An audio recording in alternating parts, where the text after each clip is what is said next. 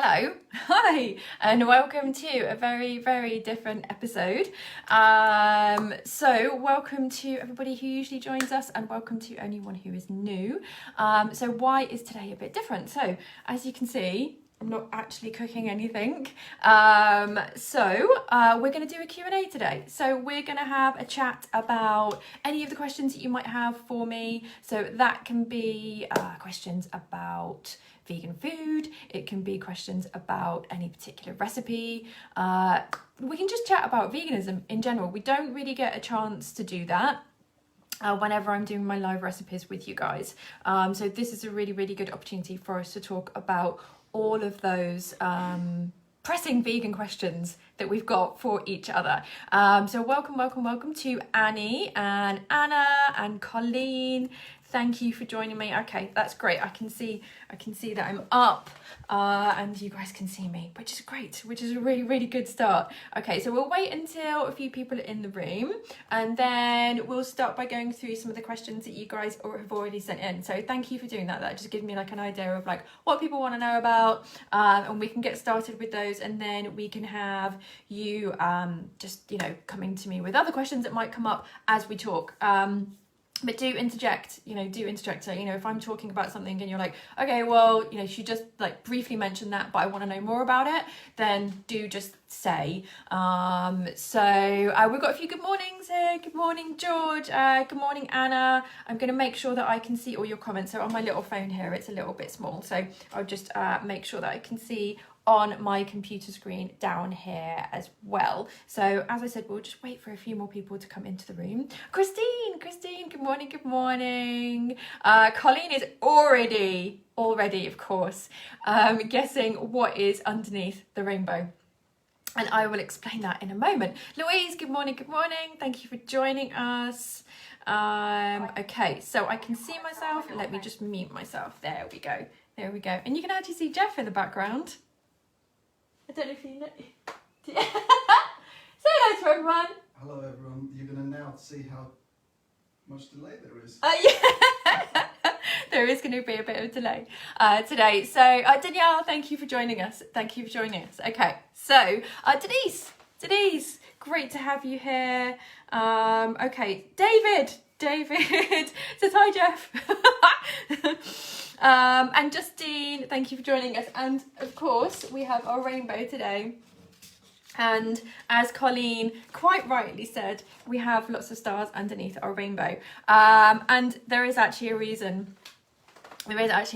For this. So we've got just over 100 stars underneath our rainbow, and they are to represent the amount of animals that we save every year by being vegan. And I wanted to pop this up today because I think sometimes you can feel like as one person, does going vegan actually help? And that's definitely what I felt when I first went vegan, and it's actually what a lot of people even asked me. Which was helpful. You can get a lot of flack from the people that are around you. I think that's probably one of the most difficult things of becoming vegan is like the naysayers around you and the doubters around you. So I think it's really, really good to remember how many animals that we do actually save, and that we are making an impact. And there is, this is actually quite, a low view of actually how many. So this is from PETA. So PETA say it's around 100, but I think that they're kind of like underestimating it because other people say that it's around like 200 or maybe even more than 200. But you know, 100, amazing, absolutely amazing. And I think sometimes it's just really good for us to remember things like that. I remember like the positive that we're doing in the world, because you know, sometimes we all get a bit frustrated, especially like when we see how endemic eating meat and dairy and eggs is, and you know how much it goes on and the enormity of it. That can be that can sometimes, make you feel quite small. And actually what we're doing is absolutely amazing. Colleen says that her daughter works better. That's interesting. That's really, really great. What does she do there? I'd really, really like to know. Paul says, it reminds me of a quote by George Bernard Shaw. So now you have to put the quote in, please. So we'd really, really like to hear that. We'd really, really like to hear that. Let me just see if I have missed any questions whilst I've been talking about our stars. No. Just lots of you lovely guys saying hello to Jeff. That's very lovely. All right. Okay, so let's get on to our first questions. So thank you to everybody for adding questions into the group. It was really, really good to see that, you've got some questions for me. And so our first question is from Joss. And she says, what herbs and spices would you recommend having in the kitchen? So that's part one of the question. There are actually 3 parts to this question, but that's absolutely fine. So what herbs and spices do I recommend having in the kitchen? And this is why you're actually on my phone today, rather than our fancy pants, TV studio that we normally have, because I'm going to take you around my kitchen. And we're going to have a look in my spice drawer. But first of all, let's tackle herbs. So, it depends whether we're talking about dry or fresh herbs. Fresh herbs, whenever I have them in my kitchen, I try to make them last as long as I can. I try to use more unusual herbs as well if I can get hold of them, which is a bit more, it is quite difficult. In fact, we're popping over to the garden centre later and hoping to get some interesting herbs, and we've got quite a good stash of them in the garden, but it depends what time of season it is. It really depends what time of season it is with fresh herbs. So, if it's summer and spring, then I fancy using things like basil or dill or fennel or that type of thing. Marjoram, we're really fortunate that actually in the house that we moved into, we've got marjoram in the front garden, which is absolutely lovely, and that is one that actually can be quite difficult to get hold of. And fresh oregano is lovely and is so much nicer than the dried stuff.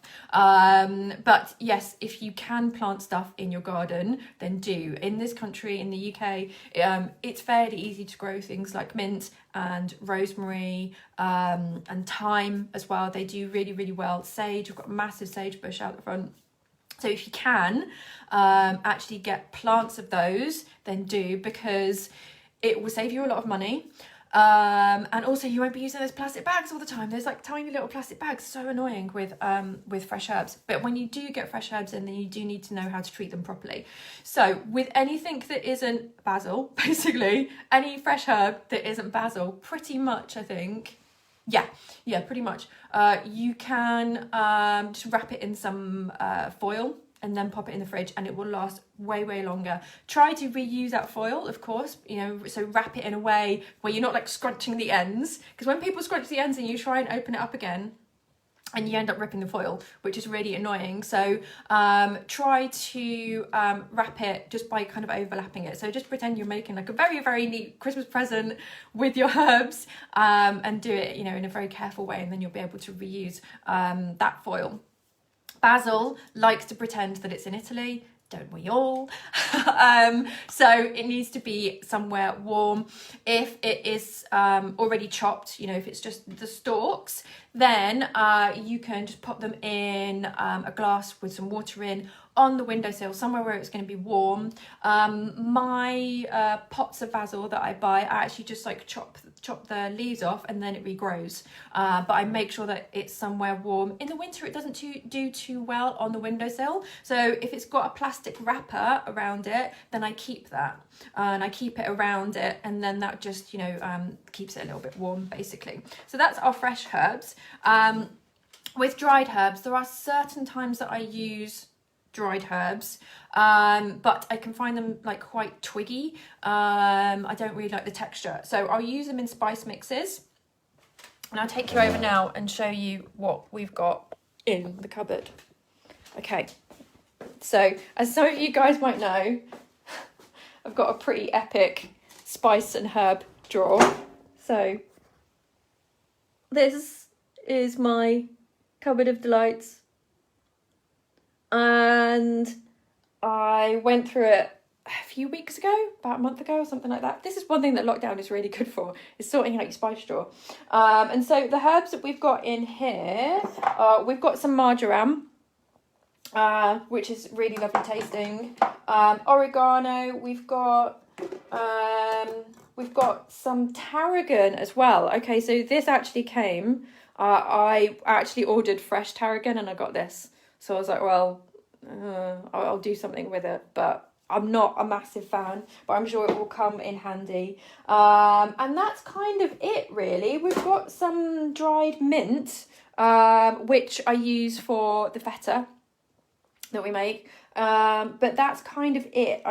As I said, I don't really like using lots of dried twiggy herbs. So, but spices, we have a lot here. Okay. So, I'll take you through them. Okay, so we've got things like bouquet garni. Right, okay, so we've talked about spice mixes before. Bouquet garni, I will turn it around, but it's going to be a mirror image. But you guys can work that out, right? Bouquet garni. That's a great time saver. So bouquet garni is a collection of herbs, okay? So if you want to make a stew and you want it to be herby, then you can use one of these. So they come in like a little, if you can see that, a little kind of tea bag. So popping one of those in is great because you can have like lots of different types of flavours going on. It's not just like one of those recipes that's like one flavour. It'll give you loads of depth of flavour. So that's a really, really good one to put in. Okay, George says epic doesn't even begin to fully describe your spice drawer. I'm so, honestly, this is so important to me. Like, if there was a house fire, first of all, me, Jeff and the cats. Second, spice drawer. Okay, that's coming with me. Okay, so we've got lots of things. Like coriander seeds. We've got black cardamom. Amazing. I can't go through all of these with you, but I would say, let me just pick out, how many would you like as like to get started with? 6, 10? I can just like pick out like my favourite ones and say like these are like the most versatile ones. I think that would probably be helpful. So how many do you think? 6. I'm going to wait until you guys start answering. 6? Let's go for like, okay, right, I'm going to pick my 6th favourite. It's a bit like picking your favourite children. So, but I'll do it for you guys. I will do it for you guys. Okay, so, right, 1. Right, so first of all, we've got 10. Right, Catherine says 10. Okay, I'm allowed 10. So first of all, we've got coriander seeds. So coriander seeds are really lovely and fragrant, but, really, really versatile. So you can obviously, use them in things like curries, but, in other stews, like they give a really, really good depth of flavour. And you even get ground coriander in speculoos. So it's got to go in just for that. Okay, cinnamon, yeah, again, a spice that can be either sweet or savoury, so very, very versatile, very warming. So Colleen says, when it comes to blends like herbs de Provence, would you prefer to use ready-made mix, or do you prefer, sorry, I can't see the rest of that, do you prefer to make your own? I think you probably said. It depends. It really, really depends. As I've shown you guys before, this was the spice mix that I made the other day. So obviously, I liked making it for that because I've got all of these to use up. So for me, it makes financial sense for me to make my own because I probably have most of the ingredients. Same with the speculoos. So this is my speculoos seasoning that I made the other day. We're using these glass jars as well, which is a really good way to use them. And I had pretty much all of the ingredients. So I was just like, well, why would I buy one? But if you don't have much space, and also, if it's something that you're going to use like time and time again, then I would say, buy a good spice mix. So there are some brands that do good spice mixes. So this brand, I'll show you, Bart's Blends. Bart's Blends are very, very good. This is a Ras El Hanout, which is a Moroccan style. So if you are going to get spice mixes, then get good ones, okay? Get good ones. Don't just get like Tesco spice mix, okay? Because it's probably not going to be that great. So just do get a good spice mix. Okay, so we've got one. 1 is our coriander seeds. 2 is our cinnamon. Okay, number 3 is going to be maybe a little bit controversial. Cardamom. I really, really love cardamom. But is it? I don't think it's that essential. Okay, I'm going to put it away. Okay, right, number 3, chili powder. So this is my chili powder. Definitely important because sometimes you need that chili heat. You do. There's no other way around it. And also, like, some people actually crave that chili heat. So chili is definitely important. And next we've got cumin. So either ground or in seed form, completely up to you. If you want to have like limited amounts of spices, then what you could do is you could have the seeds and make sure you've got a pestle and mortar. So that way you've got like the best of both worlds. Okay, so that's number 4. So 4 is cumin. And 5 is, I don't want to leave any of you behind. So, okay, this is maybe a controversial one. Caraway seeds. Justine, I'm still at the beginning of the alphabet because all of my spices are alphabetized. So you're going to have to wait for nutmeg. So caraway seeds is a controversial one, but I think if you use it, it will give your food an edge over everybody else. Okay? Because it has such a lovely flavour. Really such a lovely flavour. So that's 5. And okay, let's go to the end of the alphabet. Turmeric. What would we do without turmeric? Brilliant for you health-wise, but also just, in cooking, it's great for colour. Really great for colour.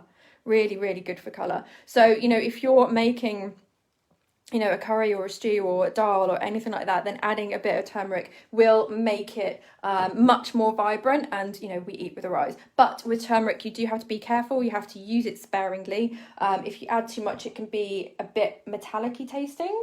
Okay, so what's that? That's 6. I've got 4 left. Okay, right. White pepper. I absolutely love white pepper, and actually pepper in any form. So pepper is actually a spice. It's not a seasoning, it's a spice. That can be like quite confusing because in a lot of recipes, so I'm gonna have to change my hand over here. There we go. Ow. Right, okay, so with pepper is actually a spice, and we don't really think about that. We think that, in lots of recipes you see, it always says like add salt and pepper, and people start to think like you need to add salt and pepper to everything. You don't need to add salt and pepper to everything. You need to add salt probably to everything. That's a good thing to add, but pepper, you wouldn't necessarily put pepper in every dish that you make at all. So think of it as a spice, not just as like a condiment. So here I've got white pepper because I specifically really like white pepper, but if you don't, then that's absolutely fine. We've got some really lovely black pepper here. We've also got some really lovely pink peppercorns, which I absolutely love. So, right, I've got 3 more. No. Oh, this is really difficult.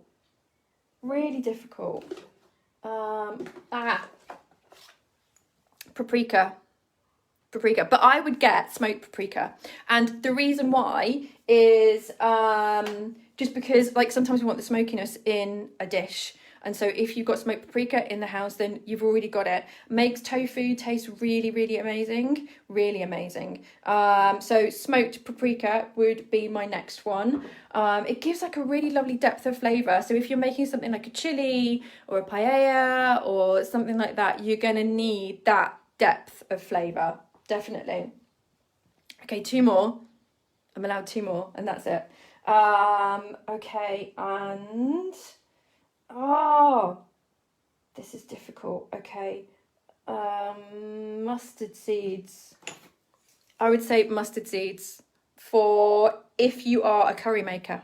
So if you really like curries, I would say definitely get yourself some mustard seeds, because that really, really helps when you're making things like curries. Really, really, really love them. I also like adding them to breads as well. So flatbreads and stuff like that is a really, really good addition. So I don't think I could do without those.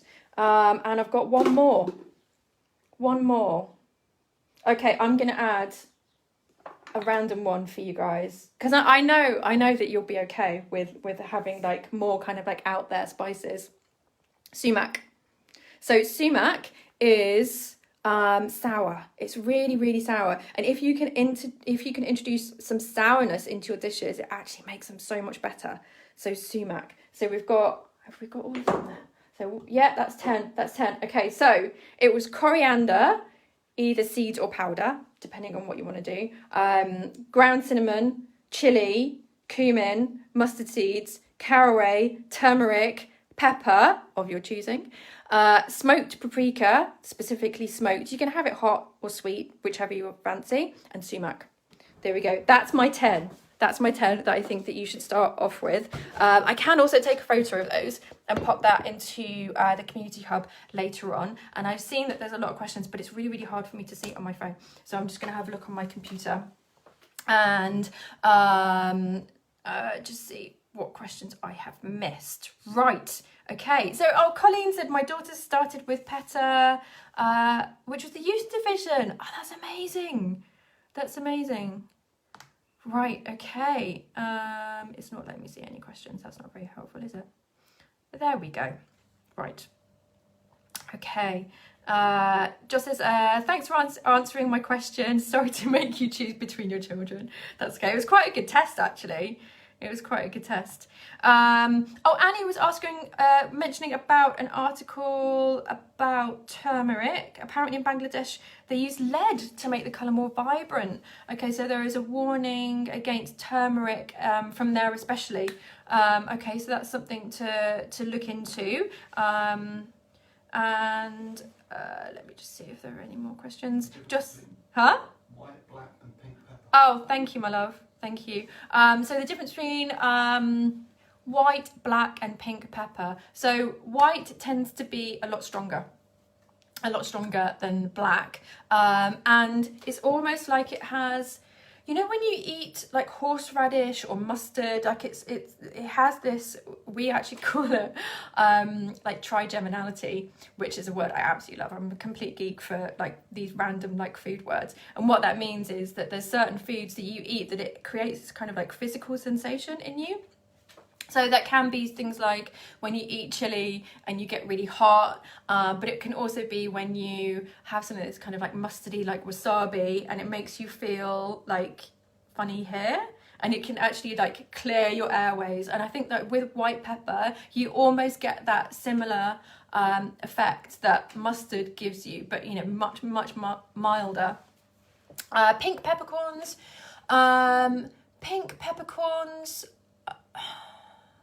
And black peppercorns, I think the way that they differ, black peppercorns is kind of like a darker peppery taste, whereas pink peppercorns are more like a lighter peppery taste, and they're a lot softer.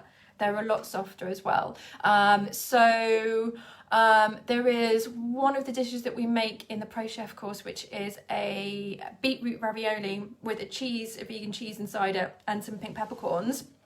We actually just partially crush the pink peppercorns, and then they provide a bit of crunch. So that's fine with pink peppercorns because they're soft enough to allow us to do that. But if we did that with black peppercorns, you can imagine like that wouldn't be very pleasant, like chomping down on those. So that's another difference. But pink peppercorns look absolutely beautiful. So they're definitely worth a look.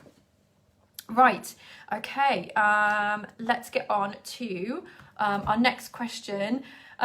Joss also says, how do I organise my kitchen? And also Colleen off the back of that asked, what are the staples that every vegan kitchen should have?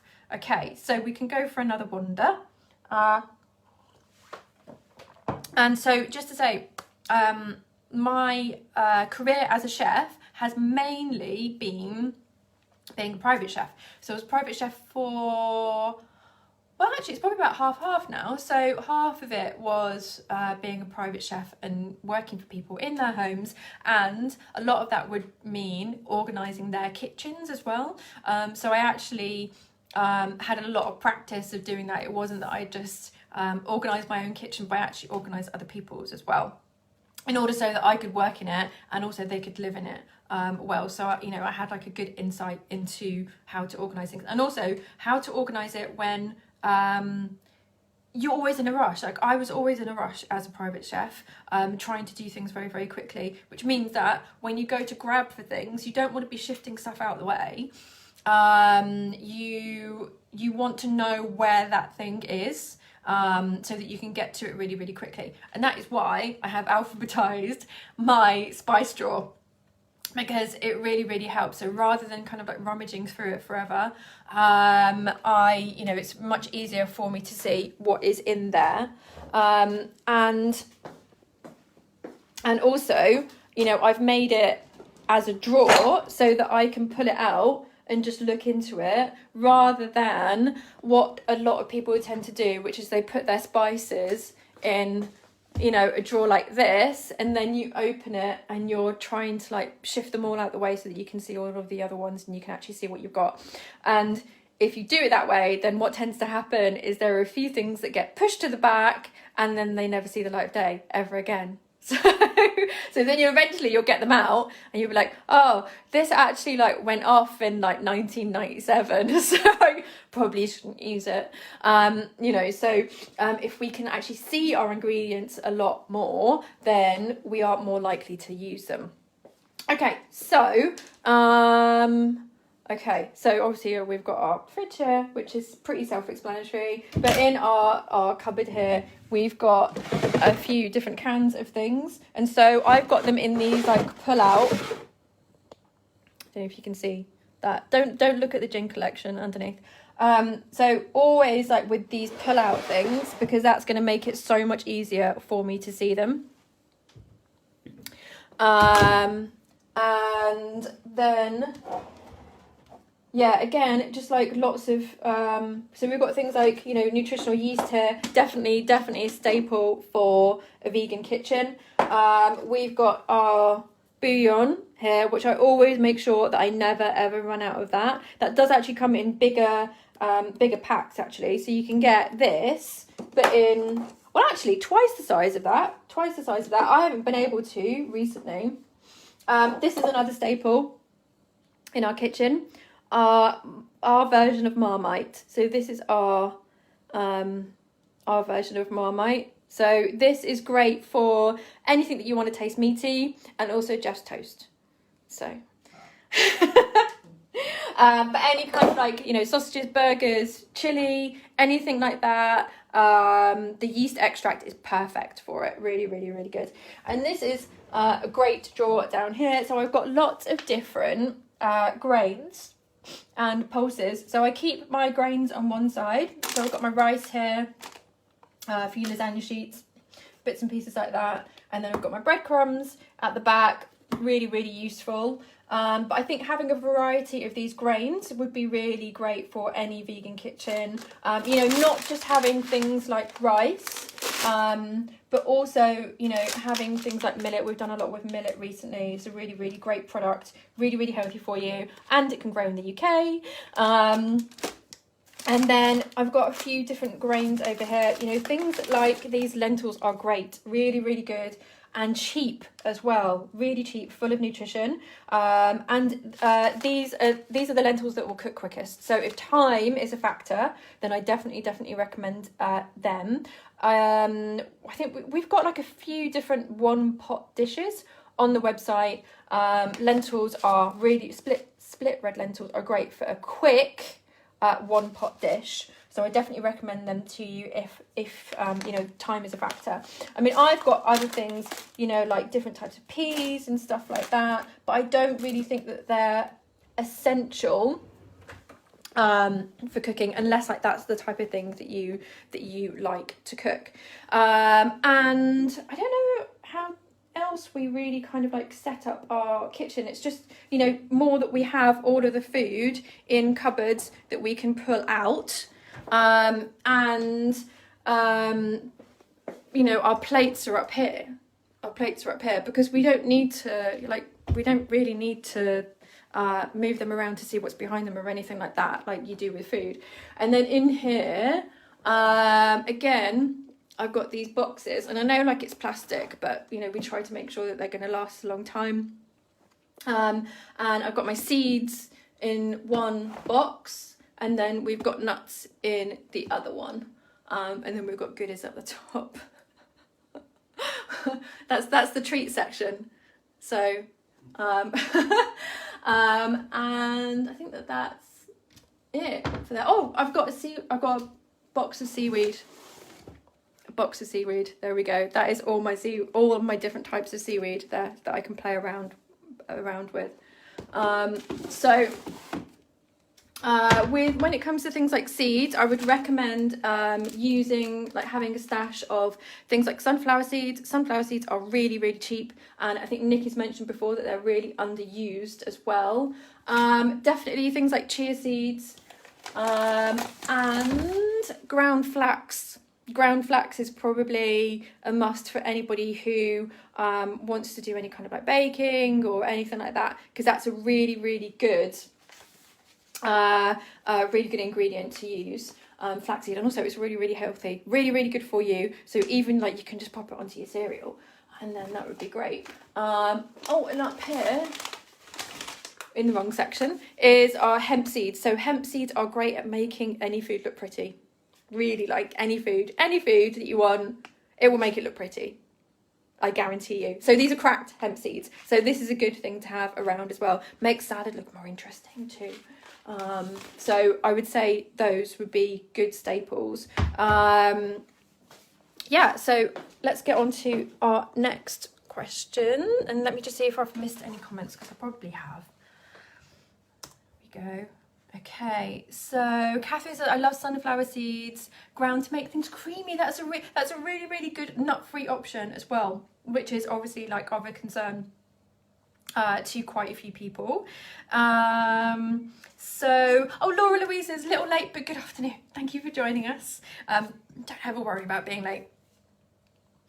Justine says that she has a lack of storage in the kitchen. That is, yeah, really, really difficult. Really, it can be really, really difficult. But I think, you know, you can kind of like limit it to these kind of like essentials, but try to buy ingredients that are flexible. And so that's like why with the spices, when I was looking at them, I was trying to think of spices that have like many different ways that you can use them, and try and do that with the staples as well.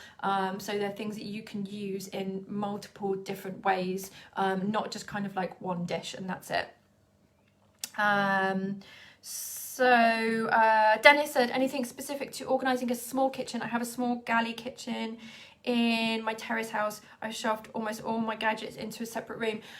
Yeah, I mean, I think shoving gadgets into a separate room is actually like a really, really good thing to do. I mean, we're fortunate to have this cupboard behind me, but anything that doesn't get used on a day-to-day basis gets tucked away, and then it comes out as and when we need it, because yeah, you don't want anything kind of like cluttering that space when you've already got a small space. So I think that's absolutely fine.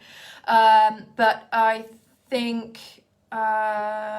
think galley kitchens are actually great, really, really good, because you don't have to walk around like too much in them. Like literally you can just kind of like be turning your body, so you can be stood in the same place and just turning from one area to another. And so work wise, when you're actually creating food, galley kitchens can be really, really good. You know, I've worked in some fancy houses in my time, and it can be quite annoying that they're big and you're walking from like one side to the other like constantly, because everything is just so spaced out. So actually galley kitchens can be really good, but you can also think about using something to give height as well. So I'm actually going to have to take you guys off to show you what you're being placed upon, which is this thing here, which was from IKEA. So with these things, what we can do is we can add like a bit of height, so you can stack things. So, you know, if you think about putting one of these, and we've done this before actually, over here, then all of a sudden it gives you kind of like these like spaces here to put stuff on. So you could use things like this as well. And you know, it is from IKEA, but it feels like it's going to last a lifetime. It does feel like it's going to last a really long time. So you could, you know, do things like that just to kind of like maximize the space that you've got. But I would say, like with any recipes that you go to make, then do consider, you know, is it going to be an ingredient that you are going to continue to use? Because I've definitely been guilty, particularly when I first discovered raw food, of buying loads of ingredients that I used once for one recipe and then never again.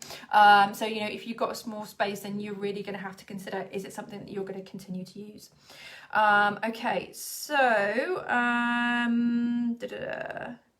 right, okay, so on to our next questions. George said, when should I use silicone baking sheet versus parchment paper?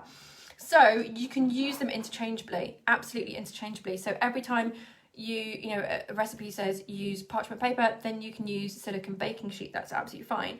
But he says that they can cut down on waste, but have a problem with all silicone in that it seems to absorb certain flavours and can be hard to clean.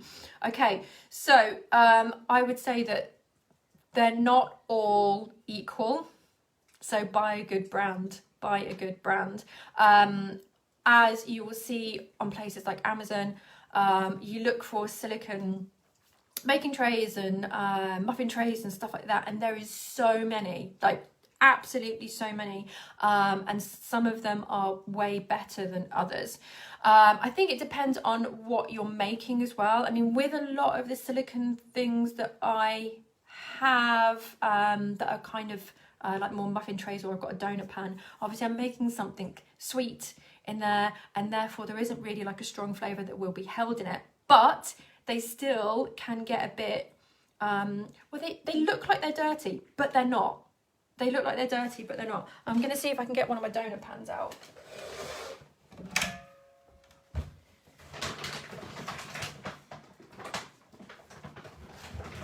Here we go.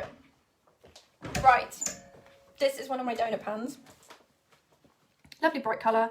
Looked beautiful when it was new, and now it looks a bit, you know, it's got these kind of like brown stains on it that I can't get off. I can't get off. But I know that it's clean. I know that it's clean. So, you know, if you've got a silicone thing like this and it's got a stain on it, as long as you have really, really washed it, even put it in the dishwasher, you know it's clean. You know it's clean. And to be honest, like working in pro kitchens, quite often there are just things like that you know, get stained. They do get stained. And so silicone, unfortunately, that is something that can happen with it. But it doesn't mean...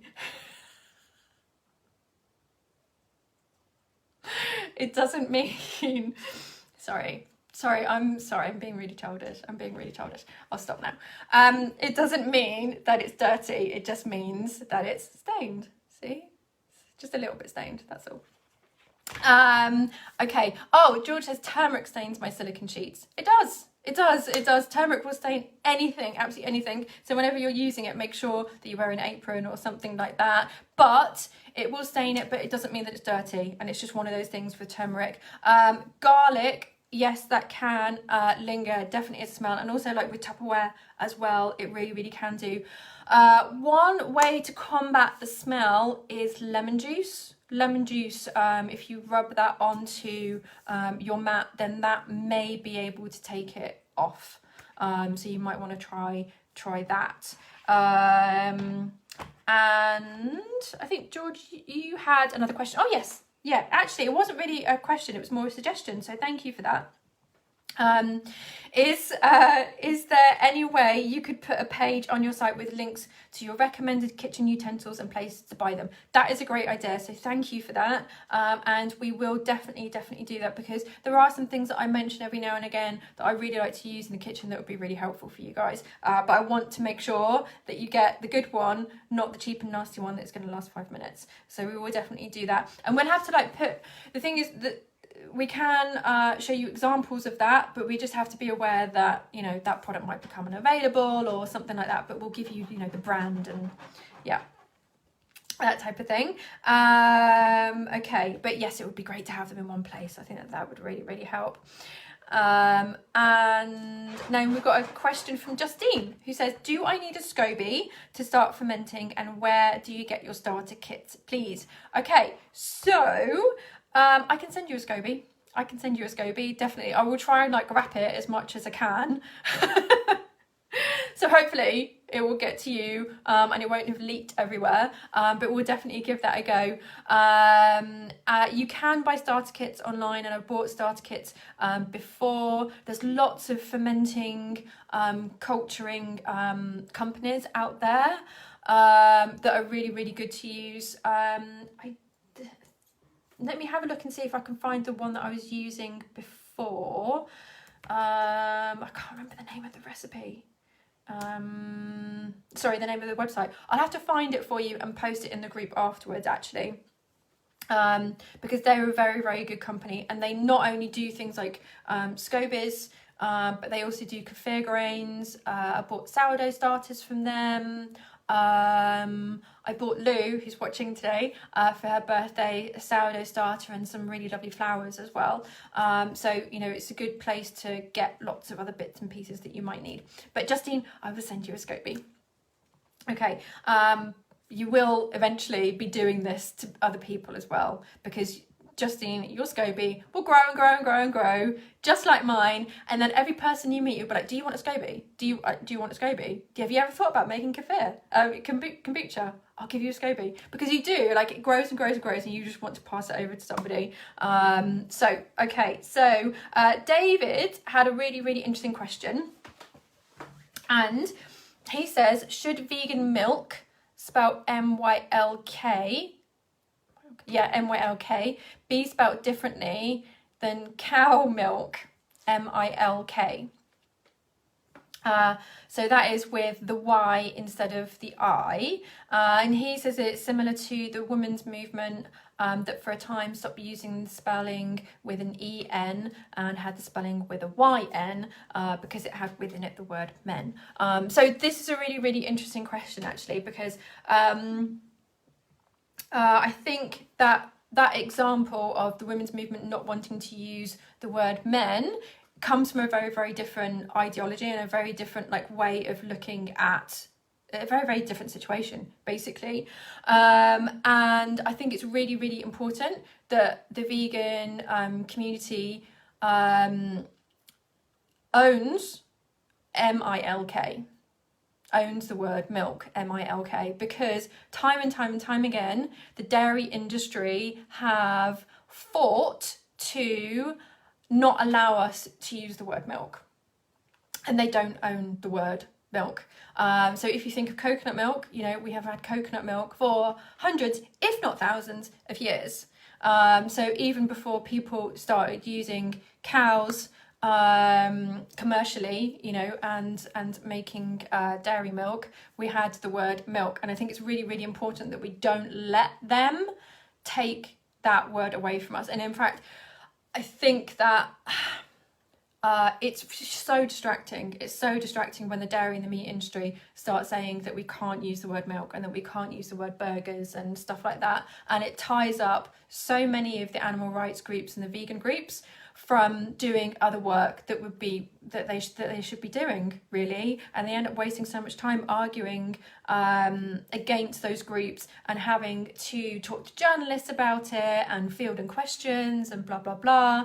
And exactly, Dennis has pointed out that the meat industry has tried with similar words, but I think that it is this is my opinion only, I think it's one of those words that we need to claim and say, like, you can't own that. You can't own that. And stop distracting us with those stupid claims. So also David has another question, and he says vegans are very much stigmatized in mainstream media. What advice do you have to broaden our appeal to others who may have yet realised the rationale behind our ethical approach to food? I think that we are reaching the mainstream. I think we are reaching the mainstream now. There is this idea of the tipping point. If you guys haven't come across that before, then I really recommend Malcolm Gladwell's book, The Tipping Point, which is absolutely amazing, really, really interesting, and especially anybody who's interested in like vegan advocacy and helping the movement in getting more involved in it. And there is a point at which it becomes so normalized that there isn't a stigma attached to it. And in the UK, we are getting to that point where it is hitting the mainstream just about.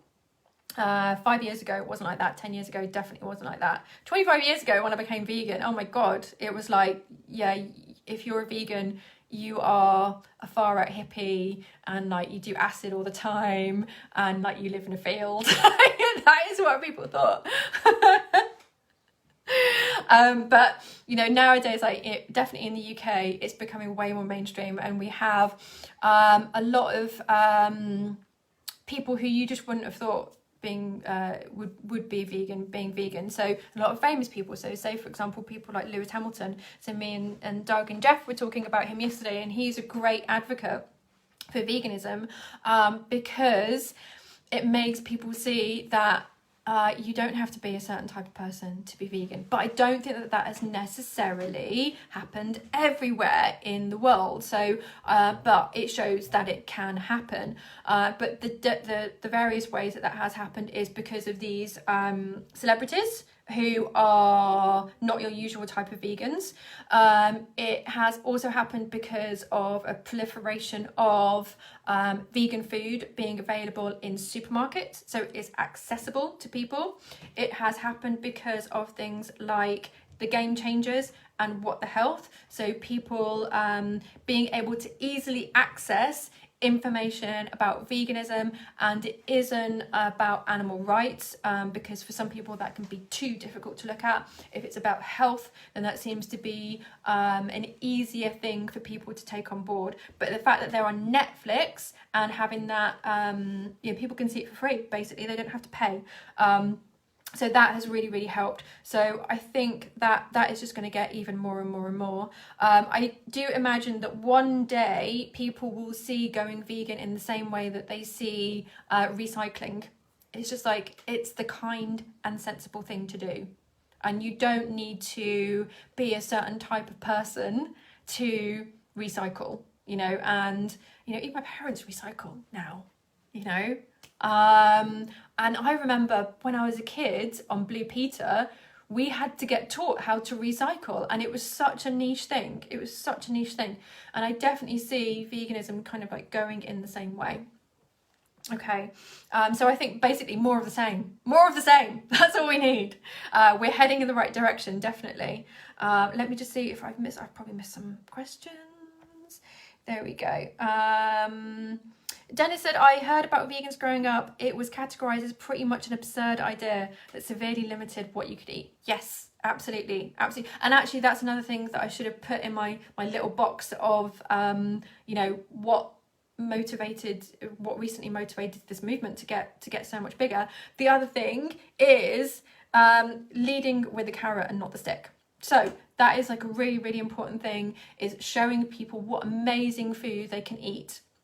Because it's one thing telling people that it's unhealthy, it's bad for the environment, and it's bad for animals. But at the same time as telling people what the problem is, you also need to give them the solution. So we also need to be constantly showing people how amazing vegan food is, how it's such a beautiful option, because let's face it, vegan food does generally look a lot prettier than non-vegan food. I've heard time and time again with like film crews that I've worked with and photographers that they love taking photos and filming vegan food because it's so much brighter. And so with social media as it is now, that is such great publicity, okay, and George says there are many reasons to be vegan. Yes, absolutely. I tell people to pick one or several. Either way, you'll be vegan. Yeah, and often what we find is that people join it for one reason. People try veganism for one reason, and then it morphs and changes. And so because you're in the vegan scene and you're, you know, watching more of these YouTube videos and you're connecting with people, you're joining vegan groups on Facebook and stuff like that, then you get opened up to all of the other reasons. And so, you know, we'll see James Aspey, like, you know, he became vegan because of health reasons. And now for him, it's all about the animals. It's all about the cruelty aspect of it. So I became vegan for the animals because I went to a protest against the live export of veal calves in Coventry Airport, and it was all about kindness to animals. I didn't realise that that cows had to be constantly made pregnant in order to produce milk. It just didn't occur to me. I think for most people it doesn't. And as soon as I found that out, I went vegan immediately. But lots of people said at the time that I was going to get ill. If there were ever any jokes about vegans, it was always that they were pale and thin and sickly and they were going to pass out any minute and stuff like that. And do you know what? I didn't care. If you had told me that my life would have been shortened by 10, 20 years, I still would have done it because it felt like the absolute right thing to do. But since that time, obviously I've come to know a lot more about food, and when I realised that it could actually make me healthier, it was like, wow, that's a win-win. It's like, it's something that I'm already doing and it's actually going to make me healthier. It was amazing. So that actually became like my secondary reason for being vegan. And then I found out about, you know, the environment and stuff like that. So Dennis says, it was noticing vegan cafes and restaurants in Norwich. Oh, you're from Norwich. We were actually talking about Norwich yesterday with Doug, because we were saying like it's got quite a good scene up there. So, and Paul said, and he's reminded me of his question that he did send in. I'm not going to forget you, Paul. I'm not going to forget you. Which is, when are we going to get our own TV show? Okay, well, hopefully soon. If you guys like write to the BBC for me, that would really, really help. So once upon a time, I did actually crowdfund to make a pilot for a TV program, which I did. But I think it was like a little bit too early. So, you know, now might be the time. It might be the time. But of course, you know, I would love to do something like that, because as you guys know, I really like showing people how to make vegan food. So it's like my thing. And we have a follow-up question on from that, which is from Denise, saying having a TV show would broaden the Vegan Chef School's appeal. Yeah, absolutely. We want to get to as many people as we can. We really, really do. And also, we should also have a cookbook. That would definitely, that would be lovely. That would be lovely, because our students have created such amazing dishes. So I'd really like to highlight not just the recipes that we have at the school. Of course, there are many that we have and that we can share, but also our students have made some amazing dishes, because they do recipe development with us for every term. So at the moment on Plant-Based News, you will see a recipe from one of our students, Alice, and it's super tasty, really, really super tasty. And they're going to do a follow-up. And then there's another magazine that I'm talking to, so we might have some of our recipes in magazines. So we'll start with that, and then we'll build up to a book, okay? Right. Joss said, you were on the Bosch Guys TV show, weren't you? Yes, I was. Yeah, it's great to see those guys really hitting the mainstream, because for those of you who aren't in the UK, ITV is a really, really mainstream TV channel. So it means that TV program that was all vegan would have got to a lot of people who weren't necessarily looking for information on vegan food, and they're the people that we want to get to with the TV show. Colleen said that, oh my gosh, she was so quick off the mark, she's already made Alice's recipe. How amazing is that? Already. Okay. Catherine said, it's a crime, those poor cows. Yes, absolutely. Get their children taken away from them. Yeah, I mean, one of the great ironies, I think, of this is that one of the worst things that we feel, quite rightly, about people is that, you know, having our kids taken away from us is awful, absolutely awful. And so, you know, I just think, like, with dairy cows, like, we're doing that to them like on a daily basis. So, you know, it is yeah, really horrendous, like what they go through. And I think that we are really showing people that they don't need to be a party to that. They don't need to do it. And so you'll see more and more people, you know, making the change. And I think actually milk is one of those things that you could really start with. You don't need to go even, you don't even necessarily need to tackle the meat first. I think that tackling the milk first, you know, if you're a carnivore, is probably easier these days, because there is so many different options out there. And there's milks that will suit everybody for every, you know, whether it's tea or coffee or cereal or whatever you use milk for. There will be, you know, a good swap for you to have. So actually, I think that milk over meat or fish or anything like that is a really good first step for a lot of people. Okay, let's see if we've got any more questions. There we go. And I think that might be it. Okay, Khan, welcome. But you're going through a rough patch, so of course, always sending our love to you and hugs. And he says, can you tell me how I can experiment with vegan dishes in Southeast Asian cuisine? So actually, there's a lot of really easy swaps with Southeast Asian cuisine. It's easier actually than some other cuisines. You know, I showed you guys how to make a belichan. That's probably, out of all of like the Southeast Asian ingredients, probably the most difficult one. So do check that out, that belichan, which is like my version of like a shrimp paste. You can in some places get, you know, vegan and vegetarian versions of fish sauce, but you can actually make your own by using things like soy sauce and pineapple juice together. That can make that type of thing. So actually Southeast Asian is like pretty easy. You know, obviously, like with the meats that are in there, you can use things like tofu and tempeh, and actually those flavors go really well. So it's actually not that difficult. But Khan, if you've got any particular recipes in mind that you want veganizing, then just shoot me a message and we'll have a look at them. And of course, not to forget this question. Was it Colleen's question about flour? Sorry, let me just get to the top of the page. There we go. Okay. So can you break down the different gluten-free flours for us? That's kind of difficult now because there is like a lot. There is maybe 30 of them, but I'll talk about like the main ones that I use. Okay, so I mainly use gram flour and either tapioca flour or potato starch. So either or.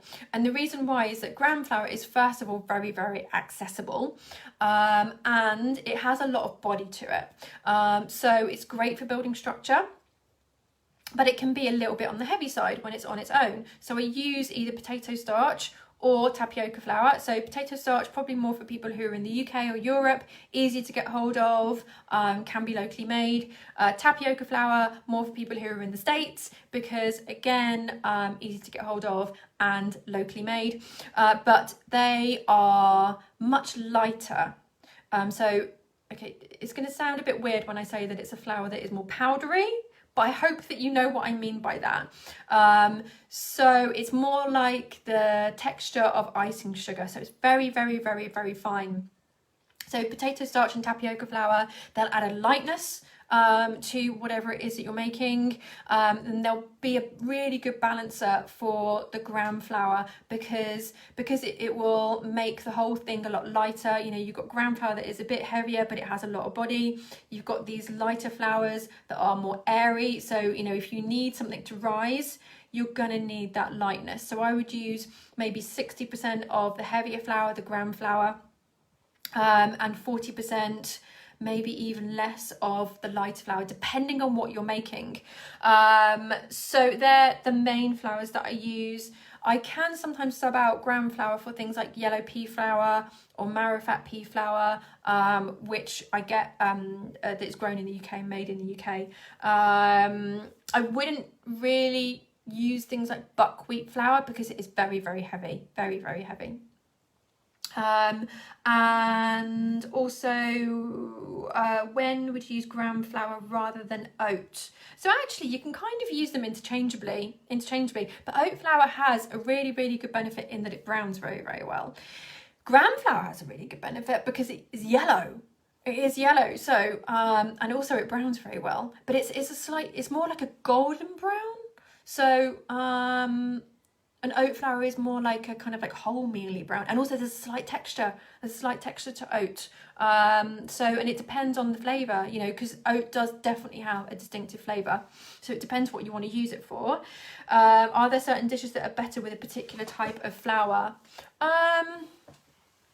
So yes, I mean, when we're talking about things like cakes, if you want to make something like a Victoria sponge that is quite nice and quite light and blonde, I wouldn't want to use oat flour because I would worry that it would brown a bit too much.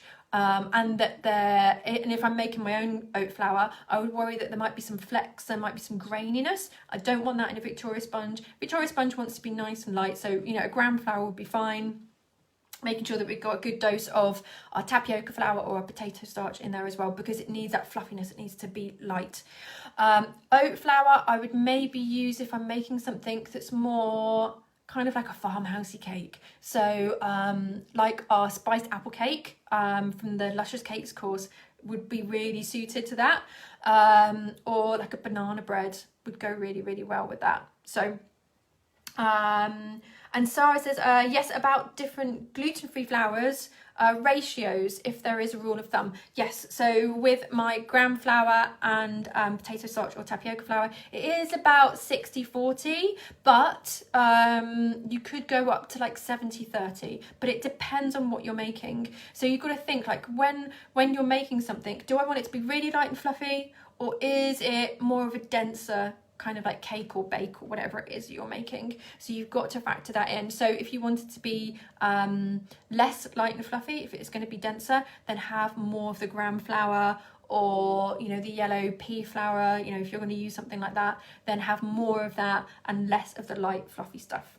Okay, let me see if we've got any more questions.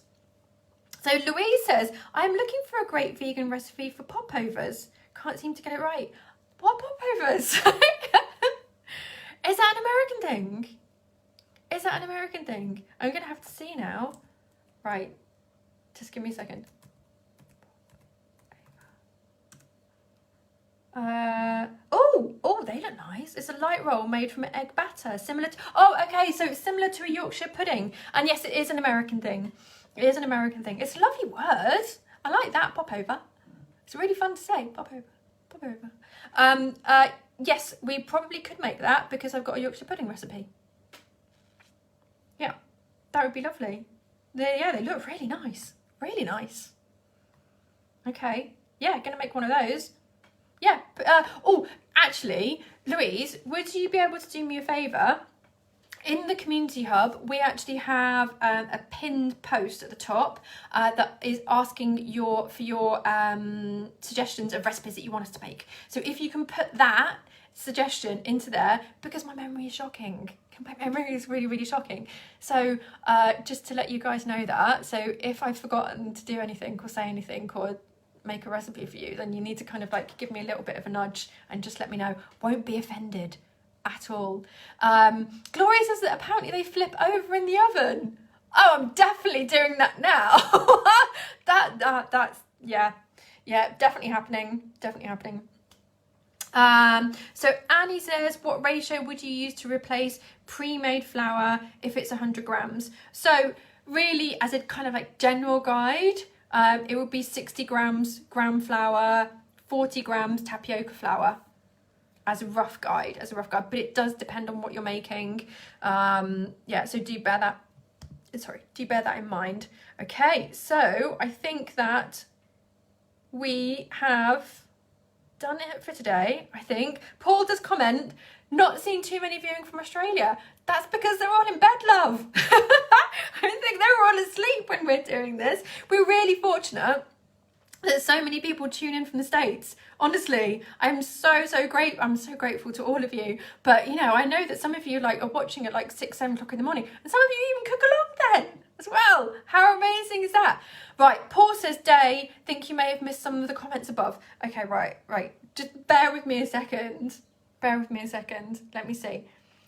Justine says I need some good ideas for a picnic. I think recently, Nikki did some picnicky ideas. We definitely did some summary ones. So do go back into the videos that we've done and do have a look. Also have a look at the recipes on the website. We have so many recipes on the website.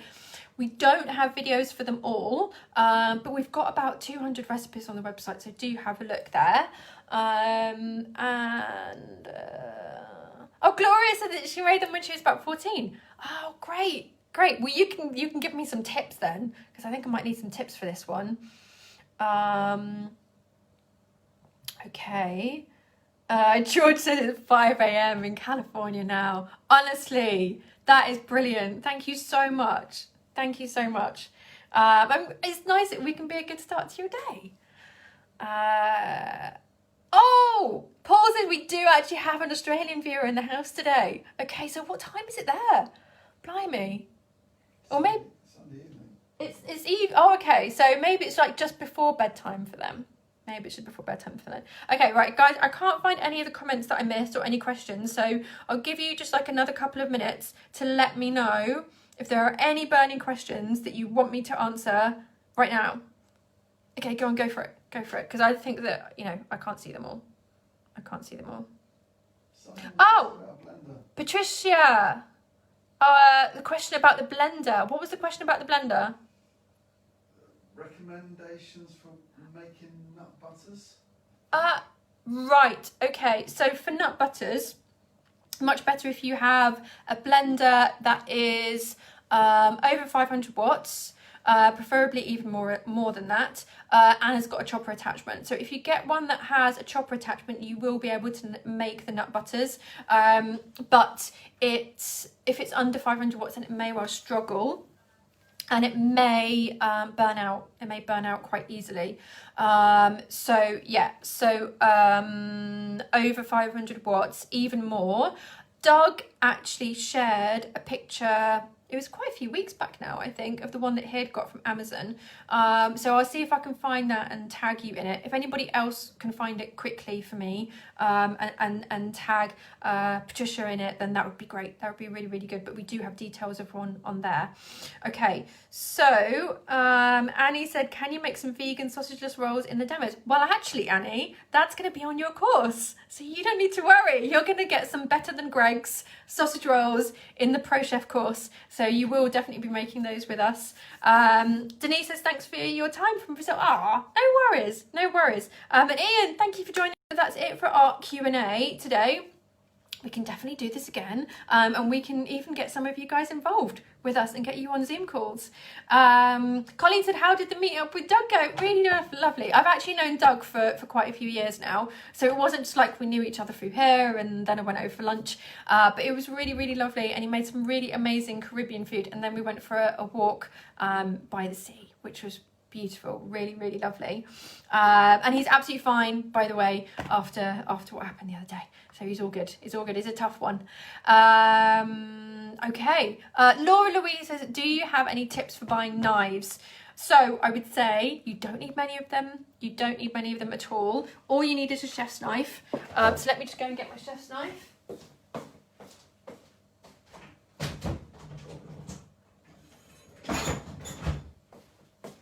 Okay, so this is my chef's knife. This is pretty much the only knife that I use. I don't really use many other knives at all. We've got one smaller knife, you call it like a veg knife. And yeah, I might occasionally use that, but really this one I use for pretty much everything. And so if you're looking for a good knife, then look for one where the metal runs from here all the way down and around here. So it is solid. This isn't like, you know, an extra piece that kind of like just comes off. You've got metal running all the way along here. So that means that it's going to be a good knife. And you've got to get the knife that is the right size for you. Okay, so this, because I'm small-ish, this is a good size for me, but this is a fairly small chest knife, but it's absolutely fine for me. If you get a knife that is far too big for you, then it's a bit unwieldy and it's not in your control at all.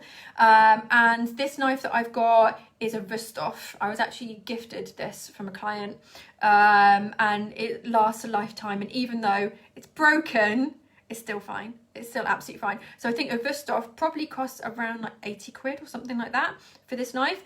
But if you're just going to buy one knife, then you know, you're not spending out on like loads of knives that are just going to sit in the drawer.